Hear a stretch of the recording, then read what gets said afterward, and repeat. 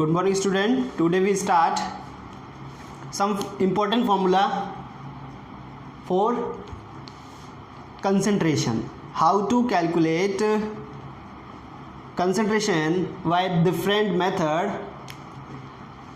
Last class में हमने concentration की टर्म को कंप्लीट किया था और कंसंट्रेशन के लिए हमने 9 मेथड्स कंप्लीट कर लिए थे। मानो आप एक मेथड जो आपका रिमेनिंग है उसको मैं आपको आज इंट्रोड्यूस कर देता हूँ। वो इंट्रोड्यूस क्या है आपका कि वेट बाई वॉल्यूम परसेंटेज वहाँ पर अपन कैलकुलेट करेंगे।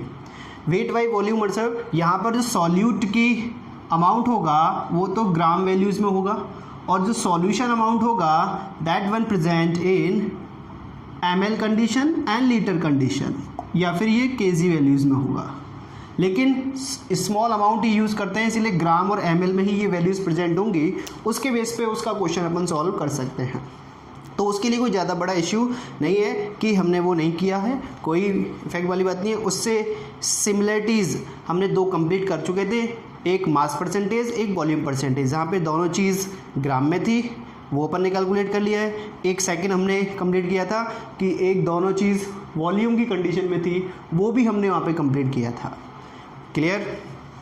आज हम आपके लिए लेके आए हैं कुछ इंपॉर्टेंट फॉर्मूले, इन पे भी कभी कभी क्वेश्चंस आ जाते हैं तो उन क्वेश्चनों को भी अपन सॉल्व कर सकें।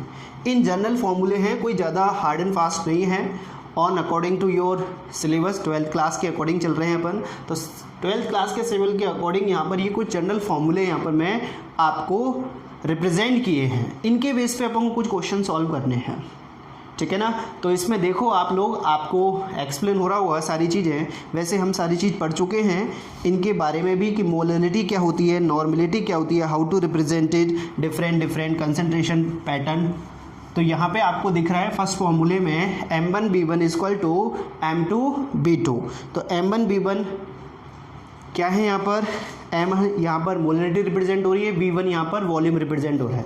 इन दैट केस किसी क्वेश्चन में आपके लिए कोई डिफरेंट मतलब कोई 2 डिफरेंट कंसंट्रेशन गिवन हो, वॉल्यूम की या फिर मोलरिटीज़ की, तो उस कंडीशन में अपन ले सकते हैं। जस्ट फॉर एग्जांपल मैं बताता हूँ आपको, 20 ml कोई सॉल्यूशन है जिसके 10 m बने हुए हैं, इनमें मैं वाटर ऐड कर देता हूँ और then become solution is 1 litre या 1000 ml।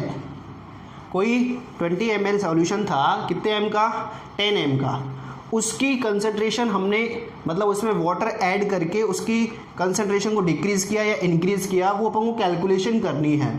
तो वो कह रहा है कि इतने सॉल्यूशन हो गया। जब इतना सॉल्यूशन हो गया है तो उस कंडीशन में आप उस कंसंट्रेशन टर्म को कैलकुलेट कीजिए। तो यहाँ पर फर्स्ट अपन को आइडेंटिफाई कर लेना है कि कौन सा है। जैसे ये स्टार्टिंग का आपका V1 हो गया, गिवन सॉल्यूशन हो गया, ये स्टार्टिंग की आपकी M1 हो गया और ये लास्ट सॉल्यूशन हो गया, इतना सॉल्यूशन आपको कैलकुलेट हो गया। अब कैलकुलेट अकॉर्डिंग टू 3 टर्म आपको मिल चुकी हैं, तो 4th टर्म आपको कैलकुलेट करने वाला M2 आपसे फाइंड आउट करवा रहा है वो, ठीक है ना।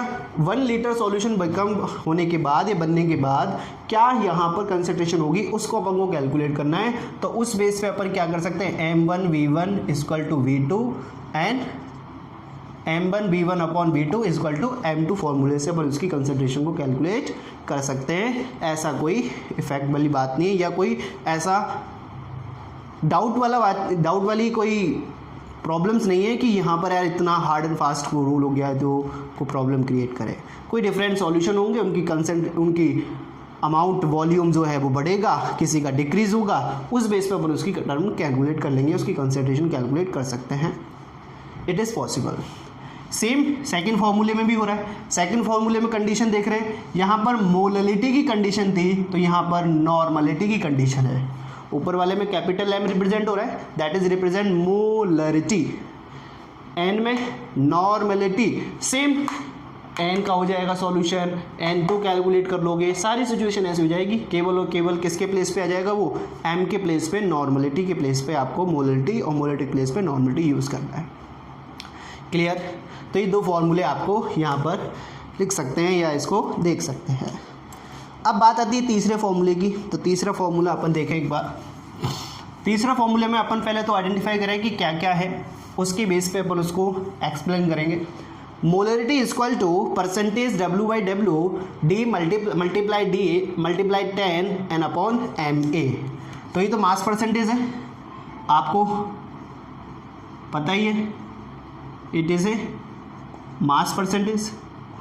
D रिप्रेजेंट डेंसिटी, D किसको रिप्रेजेंट कर रहा है? डेंसिटी को। MA we know that molecular mass या मोलर मास, मॉलिक्यूलर मास को रिप्रेजेंट कर रहा है। तो उस कंडीशन में ये सारी चीज़ें आइडेंटिफाई हो गई। तो अब यदि क्वेश्चन में आपको कहीं डेंसिटी गिवन हो जाए कि यार क्वेश्चन में डायरेक्ट डेंसिटी दे रखी है और परसेंटेज वैल्यू दे रखी है, तो ये फॉर्मूला यूज़ करके अपन क्वेश्चन सॉल्व कर सकते हैं। कोई ज़्यादा हार्ड एंड फास्ट रूल्स नहीं है या कोई जितना प्रॉब्लम्स नहीं क्रिएट करेगा। जैसे क्वेश्चन बनता है कि 98% H2SO4 solution density is 1.84 gram centimetre cube, then calculate the molarity. Question क्या है? 9.8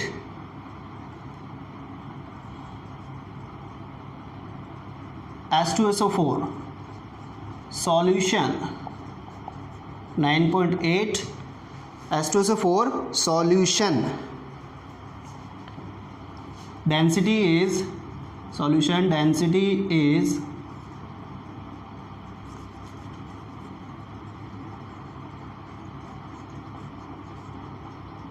1.84 gram centimetre cube.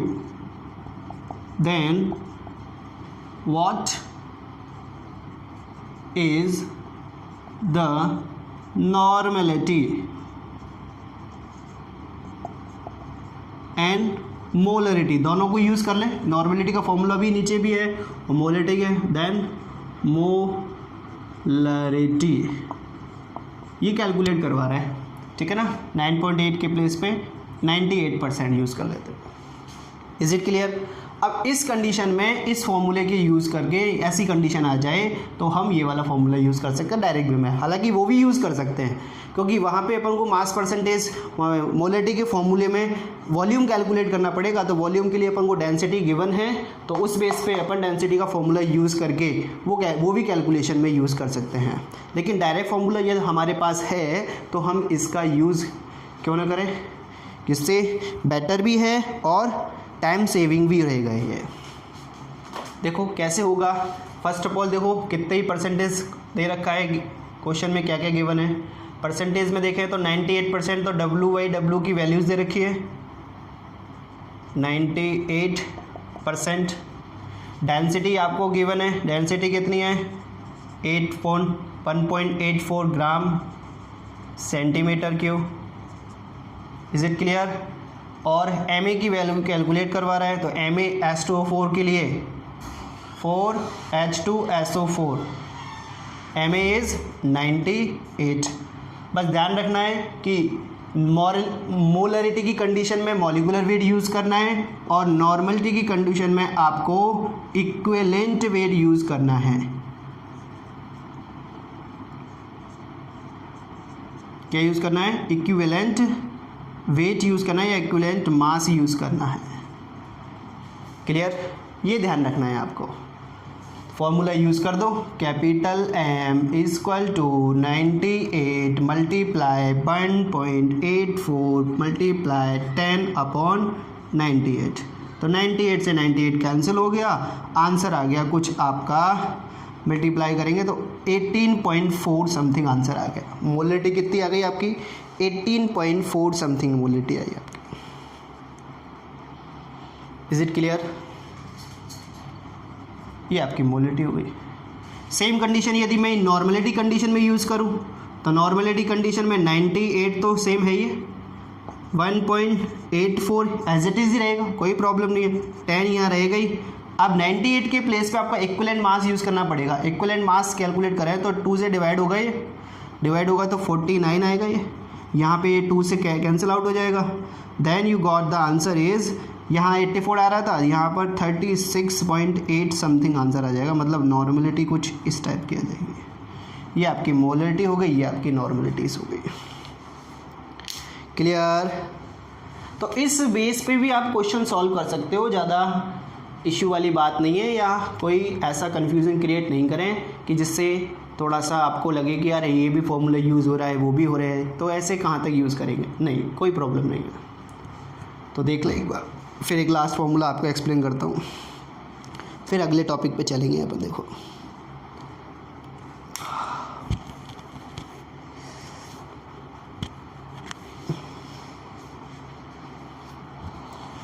98% H2SO solution density is 1.84 gram centimeter cube. Then what is the normality and molarity of the solution?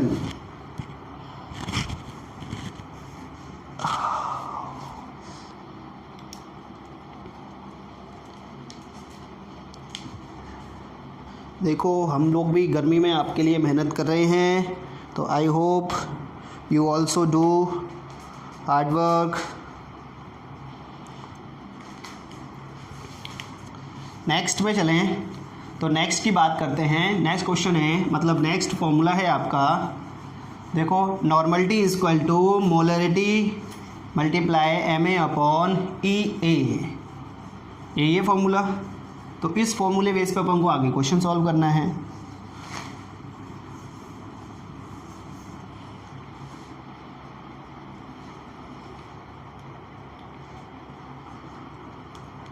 तो normality given है, sorry normality is equal to molarity upon MA upon EA। तो MA molar mass है, EA क्या है आपका equivalent weight. तो question में यदि आपको इनमें से कोई भी वैल्यूज़ गिवन हो उसके बेस पे अपन क्वेश्चन सॉल्व कर लेंगे। अब आपसे क्वेश्चन में ही बना दूँ, देखो जैसे कोई जनरल क्वेश्चन आपके लिए ऐसे ही बना देते हैं अपन, आप अपनी नोटबुक के क्वेश्चन ले सकते हो। What is normality, what is normality for 0.5 capital N H2SO4 solution. इसकी अपन को नॉर्मेलिटी कैलकुलेट करवा रहा है इस बार। तो अब कंडीशन में केवल देखो क्या गिवन है वो देखो, पहले तो मोलरिटी गिवन है, कैपिटल M यूज़ हो रहा है, मीन्स मोलरिटी यूज़ हो रही है, तो मोलरिटी अपन यूज़ कर सकते हैं। तो फॉर्मूला तो यही यूज़ होगा, N equal to M multiply MA upon EA, use हो गया, कोई प्रॉब्लम नहीं है। M कितना है 0.5, MA कैलकुलेट करना पड़ेगा, क्या गिवन है H2SO4, तो 98 होता है। EA कितना होता है 14, कैंसिल आउट हुआ, 2 यूज़ हुआ, 2 को मल्टीप्लाई करो इससे तो कुछ 1.0 समथिंग आंसर आ गया, मतलब नॉर्मलिटी कितनी आ गई 1। Is it clear? तो कहीं भी कोई प्रॉब्लम नहीं है और कोई इशू वाली बात भी नहीं है। तो आप इजी वे में कैलकुलेशन कर सकते हो इन सिंपल फॉर्मूले को यूज़ करते हुए। अब क्वेश्चन में नॉर्मलिटी भी गिवन हो सकती है, मोलरिटी भी गिवन हो सकती है, ये तो अकॉर्डिंग टू क्वेश्चन चलना पड़ेगा कि क्या है। मोलरिटी गिवन, नॉर्मलिटी गिवन हो, इसको इधर शिफ्ट कर दो, आप नया फॉर्मूला जनरेट कर लो, मोलरिटी के बेस पे कैलकुलेशन कर दो उसके बेस पे फिर मोलर मास और इक्विवेलेंट वेट कैलकुलेट कर लो। तो ये कुछ इंपॉर्टेंट फॉर्मूले हैं जो आपके लिए हैं, जो आप देख सकते हो यहाँ पर। तो देख लो एक बार, फिर नेक्स्ट टॉपिक पे चलते हैं अपन, सॉल्युबिलिटी।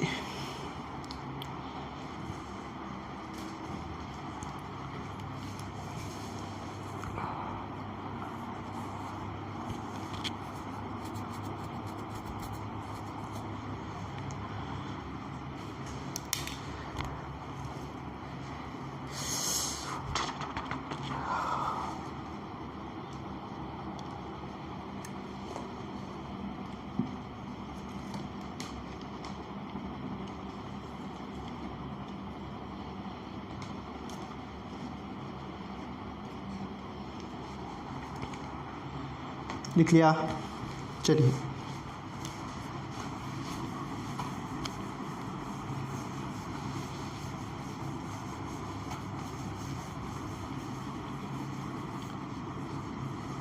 ये आपके सॉल्यूशन का इंट्रो पार्ट हो गया, सॉल्यूशन की कंसंट्रेशन हो गई, अब जो हम स्टार्ट करने वाले हैं वो आपका नया टॉपिक है, और वो न्यू टॉपिक है आपका कौन सा, वो है सॉल्युबिलिटी।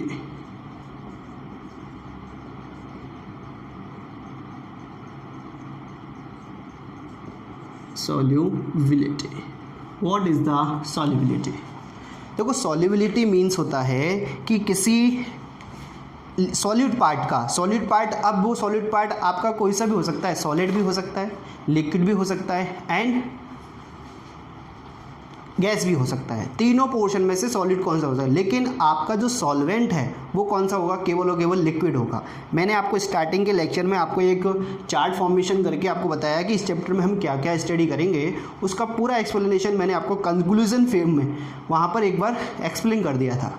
तो वहाँ से अपन एक ले रहे हैं कि वहाँ पर अपन ने लिक्विड सॉल्यूशन को एक एक्सप्लेन किया था। उस लिक्विड सॉल्यूशन को फिर 3 पोर्शन किए थे, solute present a gas, solute as a solute as a liquid, लेकिन सॉल्वेंट तो कॉमन है तीनों में, which one is solvent is liquid, that solution call is liquid solution.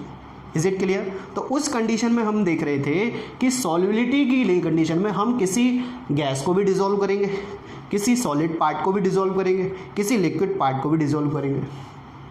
जब सॉलिड पार्ट को डिसॉल्व करेंगे तो क्या कंडीशन आएगी, लिक्विड पार्ट को डिसॉल्व करेंगे क्या कंडीशन आएगी, और सॉलिड पार्ट को डिसॉल्व करेंगे तो क्या कंडीशन आएगी, वो अपन एक्सप्लेन करने वाले हैं। तो सबसे पहले सॉल्युबिलिटी होती क्या है, what is the definition of this solubility? तो सॉल्युबिलिटी की बात करें तो सॉल्युबिलिटी एक एबिलिटीज़ को आपको एक्सप्लेन कर रहा है, मतलब किसी लिक्विड पोर्शन में या किसी सॉल्वेंट में या किसी सॉल्यूशन में कितनी उसकी कैपेसिटी है वो डिसॉल्व हो जाए उस वाटर में या किसी लिक्विड पार्ट में डिसॉल्व हो जाए, उसको कहते हैं सॉल्युबिलिटी। मतलब सॉल्युबल प्लस एबिलिटी 2 वर्ड से मिलकर बना है, दैट इज कॉल्ड सॉल्युबिलिटी। तो एक डेफिनेशन फॉर्म में अपन यदि एक्सप्लेन करें तो what is the definition, at constant temperature the amount of solid solute, first we are doing study solid dissolve in liquid part, liquid solvent, ठीक है ना। Solid जो है आपका ठोस जो है उसको डिसॉल्व कर रहे हैं अपन किस में, लिक्विड में। उसके बाद अपन गैस की स्टडी करेंगे, उसके बाद अपन स्टडी करेंगे लिक्विड पार्ट के। तो एक स्टेप बाय स्टेप चल रहे हैं। तो सॉलिड यदि प्रेजेंट है तो मैं सॉल्युबिलिटी किसकी पढ़ रहा हूँ, सॉल्युबिलिटी की डेफिनेशन अभी बोल दूंगा मैं। तो यहाँ पे मैं यूज़ कर लेता हूँ सॉल्युबिलिटी ऑफ सॉलिड। सॉलिड की सॉल्युबिलिटी देखनी है अपन को, तो देखो क्या है, पहले डेफिनेशन दो। At constant temperature, the amount of solid solute dissolve in the solution, that is called solubility, that is called solubility। Temperature जो है वो कांस्टेंट रहना चाहिए, वो आपका चेंज नहीं होना चाहिए, वेरिएबल टेम्परेचर नहीं होना चाहिए। वेरिएबल होगा तो फिर वहाँ पे सॉल्युबिलिटी इफेक्ट करेगा वो उस कंडीशन में। तो इसके लिए अपन क्या यूज़ कर रहे हैं, at constant temperature. Starting portion में मैंने आपको सैचुरेटेड, अनसैचुरेटेड और सुपर सैचुरेटेड का एक्सप्लेन किया था। तो मैंने बताया था 25 डिग्री टेम्परेचर पर 10 ml सॉल्यूट। अब यहाँ पर लिक्विड पार्ट यूज़ कर रहा है, तो अब इसको मैं सॉलिड पार्ट में ले लेता हूँ। 10 gram of solute dissolve in 100 ml solution, then become solution called is saturated solution। इस सैचुरेट सॉल्यूशन को ही तो अपन क्या बोल रहे हैं, solubility. At constant temperature the amount of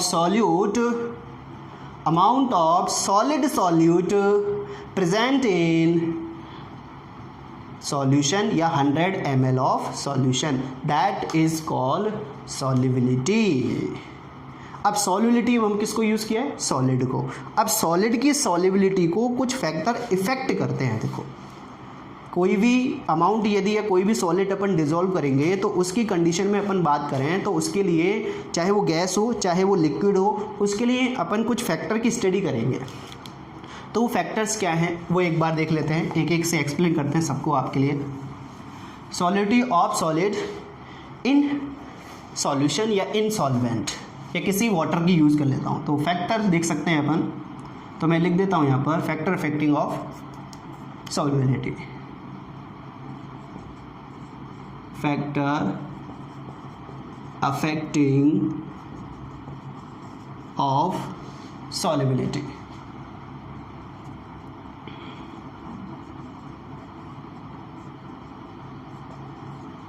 factor affecting of solubility कौन कौन से हैं? फर्स्ट है आपका nature of solute. First one is nature of solute and इसी में मैं यूज़ कर देता हूँ सॉल्वेंट. दोनों कॉमन एक साथ स्टडी हो जाएगी, nature of solute and nature of solvent. अब देखो नेचर ऑफ सॉल्यूट और नेचर ऑफ सॉल्वेंट क्या है कि वी नो दैट जो सेम सॉल्यूट होगा और वो सेम सॉल्वेंट में डिज़ोल्व होगा. मीन्स यदि सेम चीज़ है वो सेम में ही डिज़ोल्व हो तो हो सकता है कि उसकी सॉलिडिटी ज़्यादा बढ़ जाए. जस्ट फॉर एग्जांपल मैं ट्राई करूं कि नमक को मैं पानी में घोलूं और एक बार नमक को मैं बेंजीन में घोलूं, तो एक अपन भी अंडरस्टूड है कि यहाँ पर ज़्यादा सॉलिडिटी किस में होगी?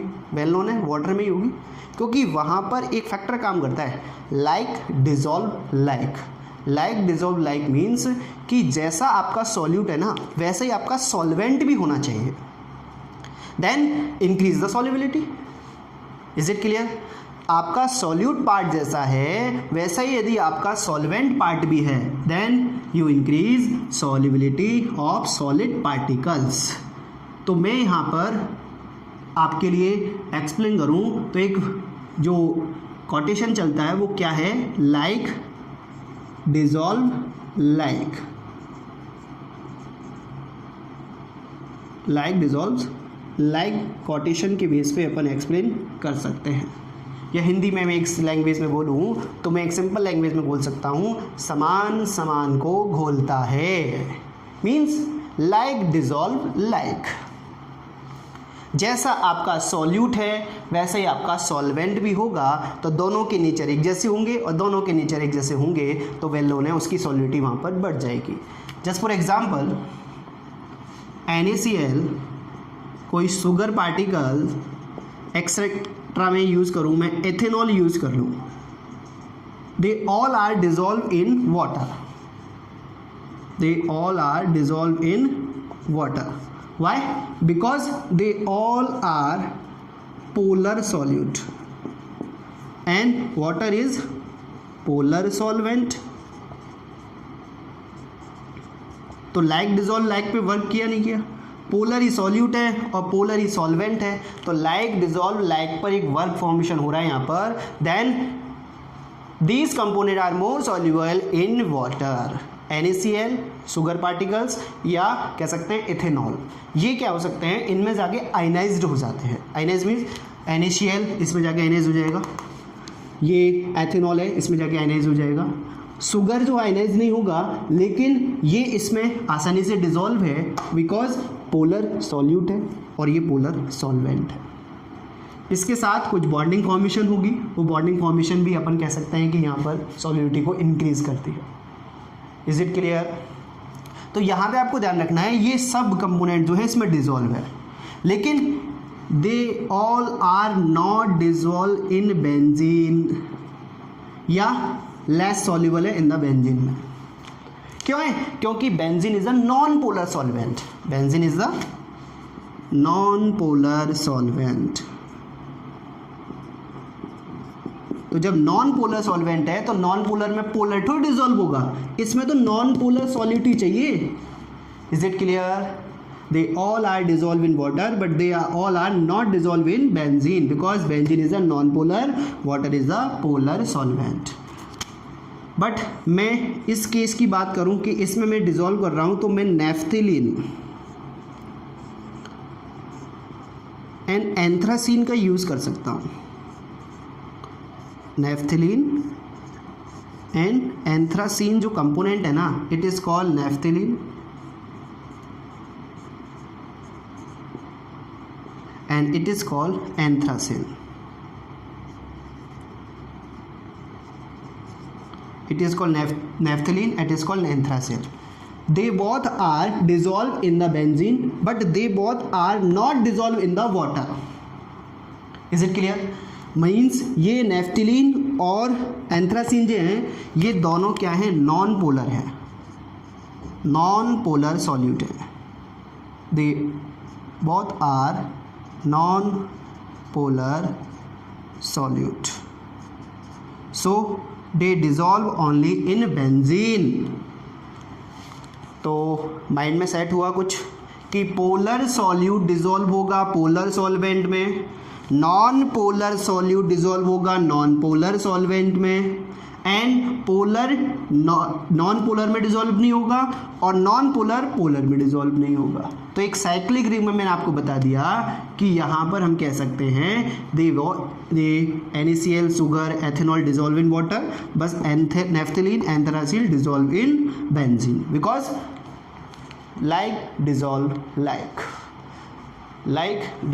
Like nature of solvent and nature of solute पे हम यहाँ पर स्टडी कर रहे हैं। तो इसके बेस पे यहाँ पर अपन ने एक्सप्लेन किया है। Is it clear? देख लो एक बार।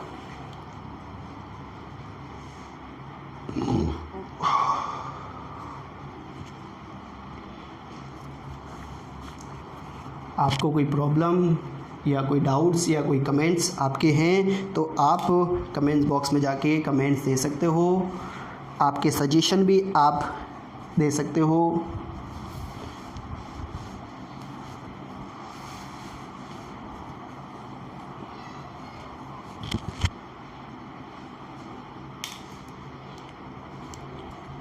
दूसरे फैक्टर की स्टडी करें अपन तो दूसरे फैक्टर की बात करते हैं। तो दूसरा फैक्टर क्या कहता है, टेम्परेचर के बारे में। दूसरा फैक्टर क्या है, temperature.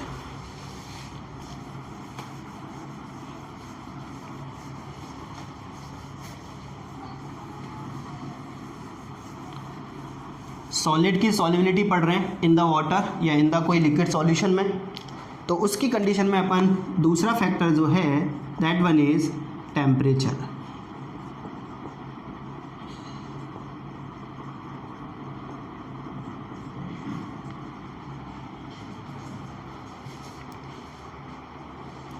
What is the temperature?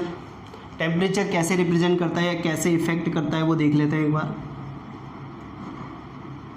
Temperature की बात करते हैं तो टेम्परेचर जो है ये कंटिन्यूसली इफेक्ट नहीं करेगा। देखो सॉल्यूट के सॉल्युबिलिटी की बात करें सॉलिड की, तो सॉलिड की सॉल्युबिलिटी टेम्परेचर से रेगुलर या कंटिन्यूस वे में इफेक्ट नहीं होती है। कुछ सॉल्यूट ऐसे होते हैं जो डिफरेंट मैनर से सॉल्युबल होंगे और कुछ सॉल्यूट ऐसे होते हैं जो डिफरेंट मैनर से होंगे। सॉल्युबिलिटी डिपेंड करेगी सॉलिड पर कि कैसा सॉल्यूट हमने यूज़ किया है, क्योंकि उस कंडीशन में टू टाइप की रिएक्शन फॉर्मेशन हो सकती है, एक exothermic and second one is endothermic. जब एक्सोथर्मिक रिएक्शन होगी तो क्या इफेक्ट पड़ेगा और एंडोथर्मिक रिएक्शन होगी तो क्या इफेक्ट पड़ेगा, उसके बेस पे अपन टेम्परेचर को इफेक्ट को एक्सप्लेन कर रहे हैं। Is it clear? Just for example, कोई एग्जाम्पल मैं सजेस्ट करूँ आपके लिए, यहाँ पर है जैसे NaCl, आपका KCl यूज़ कर सकता हूँ, आपके शुगर यूज़ कर सकता हूँ मैं, और भी एक्सेट्रा एक एग्जाम्पल ले सकते हैं, जैसे KNO3 भी यूज़ हो सकता है, NaNO3 भी यूज़ हो सकता है। आपके ये एग्जाम्पल जो हैं ये एक्सेट्रा एग्जाम्पल यूज़ कर सकते हैं आप, KNO3, पोटेशियम नाइट्रेट भी यूज़ कर सकते हैं, NaNO3 भी एज ए यूज़ कर सकते हो, एक्सेट्रा। क्लियर? ये सभी जो हैं, ये जो सभी मैंने लिखे हैं, they represented endothermic process, they represented endothermic process. कौन सी प्रोसेस रिप्रेजेंट करेंगे? They all are represented endothermic process. अब एंडोथर्मिक प्रोसेस क्या होती है? What is the endothermic?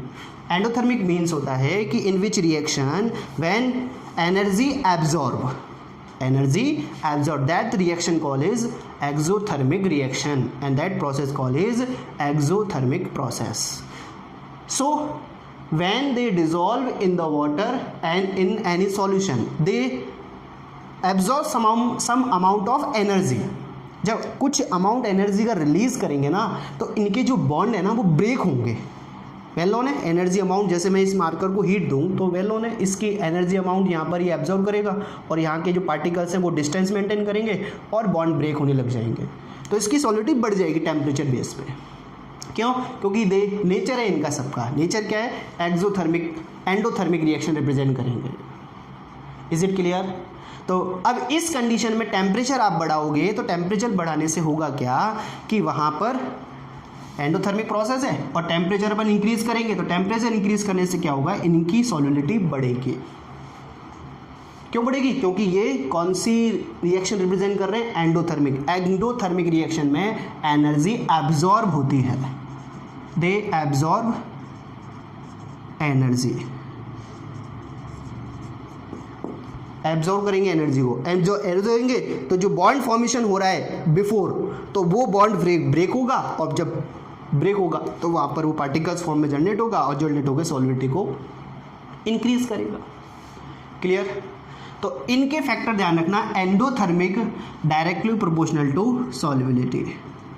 Endothermic process बढ़ेगी, सॉल्युबिलिटी भी बढ़ेगी, मतलब टेम्परेचर के साथ साथ ये बढ़ती है। Is it clear? Endothermic process में टेम्परेचर बढ़ाने से सॉल्युबिलिटी बढ़ती है, but in that case we use CaCO3, CaO and sodium carbonate etcetera use कर सकते हैं। क्लियर? तो इस कंडीशन में होगा क्या, बिकॉज ये कंपाउंड जो हैं they represent in exothermic reaction. What is the exothermic reaction?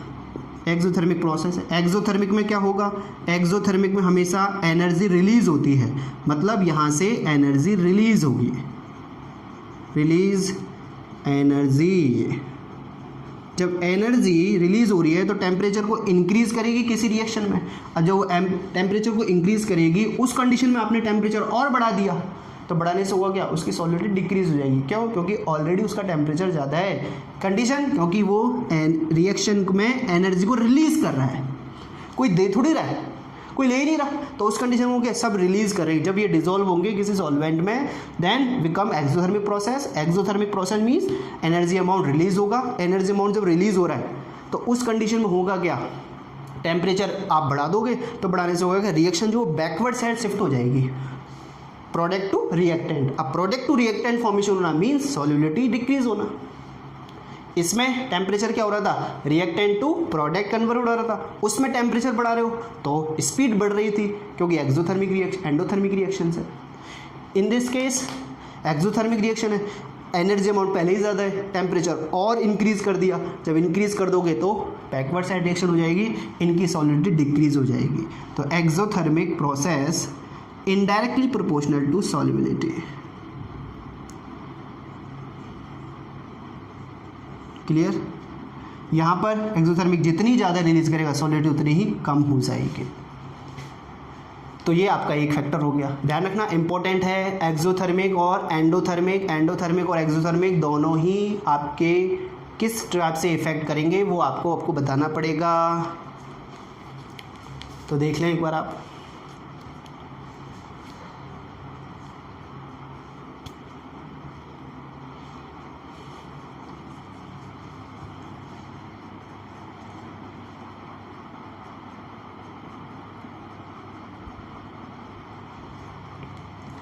अब देखो एक फैक्टर की बात करते हैं। इसी टेम्परेचर बेस में कुछ सॉल्यूट ऐसे भी होते हैं, जस्ट फॉर एग्जांपल मैं यूज़ कर दूं sodium sulphate Na2SO4 10H2।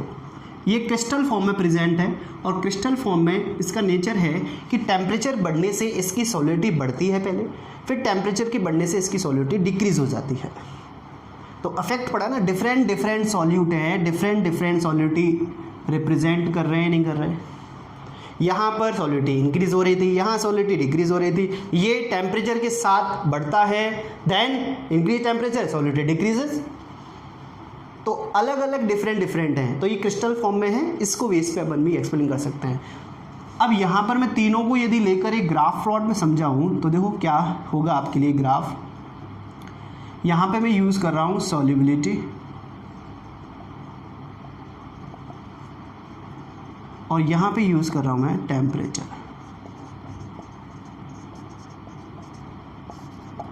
Clear? अब सॉल्युबिलिटी किसकी बढ़ रही है, इनकी बढ़ रही है सॉल्युबिलिटी, यहाँ देख सकते हैं अपन सॉलिडिटी इसकी यहाँ पर बढ़ रही है। जब सॉलिडिटी बढ़ रही है तो हम कह सकते हैं कि टेम्परेचर बढ़ाने से सॉलिडिटी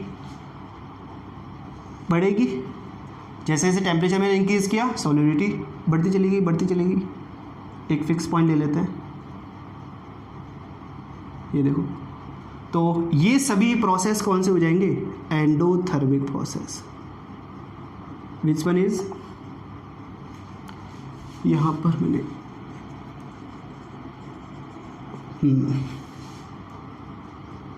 एंडोथर्मिक प्रोसेसेस।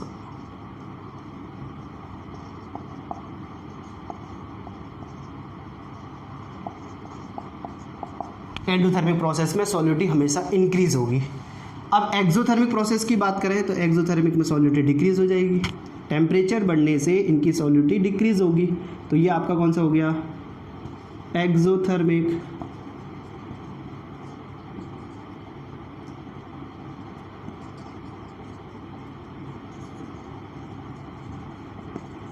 क्लियर? तो यहाँ पर आप एग्जाम्पल यूज़ कर सकते हो कौन से आपके NaCl, KCl एक्सेट्रा इसमें ले सकते हो। यहाँ पे आप यूज़ कर सकते हो CaO, CaCO3 एक्सेट्रा में जो भी यूज़ करना चाहो आप यूज़ कर सकते हो। Is it clear? But in that case मैं इसके लिए आपको एक्सप्लेन करूँ कि इसमें क्या होगा सर। तो इसमें क्या है, टेम्परेचर के साथ पहले तो इंक्रीज़ हुई है, फिर टेम्परेचर के साथ क्या हुई है? डिक्रीज़ भी तो हुई है। पहले तो इंक्रीज़ हुई, फिर क्या हो गई? डिक्रीज़। तो अपन कह सकते हैं ये किसका ग्राफ हो गया आपका? Na2SO4 10H2O का। पहले इंक्रीज और फिर डिक्रीज। Na2SO4.10H2O। इसका एक पॉइंट यहाँ कह सकते हैं कि एक फिक्स पॉइंट पे जाके एक डेफिनेट टेम्परेचर तक तो ये इंक्रीज होगा, एक डेफिनेट टेम्परेचर के बाद ये डिक्रीज हो जाएगा।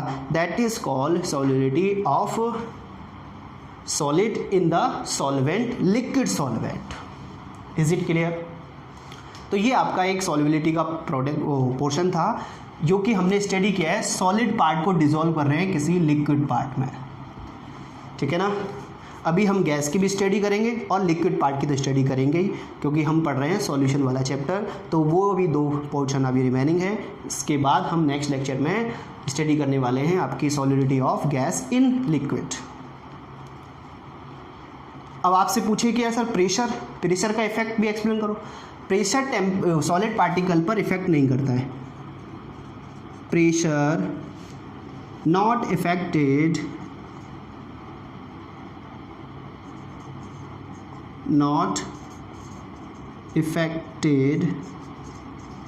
solid solubility. Why? What is the reason? Reason ये है कि सॉलिड के पार्टिकल जो हैं बहुत पास होते हैं, उनके बिटवीन जो है अट्रैक्शन फोर्स बहुत ज़्यादा होता है। जब उस कंडीशन में अट्रैक्शन फोर्स ज़्यादा है तो उसको आप कंप्रेस और कितना करोगे? पहले ही वो कंप्रेस है, पहले ही वो पास है, तो उसमें प्रेशर अप्लाइड नहीं होगा। जब प्रेशर अप्लाइड नहीं होगा तो आप सॉलिडिटी का फैक्टर भी इफेक्ट नहीं कर सकते या उसको एक्सप्लेन नहीं कर सकते। तो यहाँ पर अपन ने 3 फैक्टर कह सकते हैं, शॉर्ट में लिखूँ तो मैं nature of solute, nature of solvent and temperature, ये 3 फैक्टर हमने स्टडी किए हैं। इनको हमने दोनों को कॉमन में स्टडी किया है, तो ये ध्यान रखना। NTT याद रख लो आप शॉर्ट में, NNT, nature of solute, nature of solvent and temperature. Temperature में इंपॉर्टेंट है exothermic, endothermic and sodium sulphate 0.10H2O, Na2SO4.10H2O use कर सकते हैं। और ये ग्राफ रहा आपका। Is it clear? चलिए आगे का जो टॉपिक है नेक्स्ट क्लास में या नेक्स्ट लेक्चर में कंटिन्यू करेंगे, solidity of gas in liquid. Thank you very much.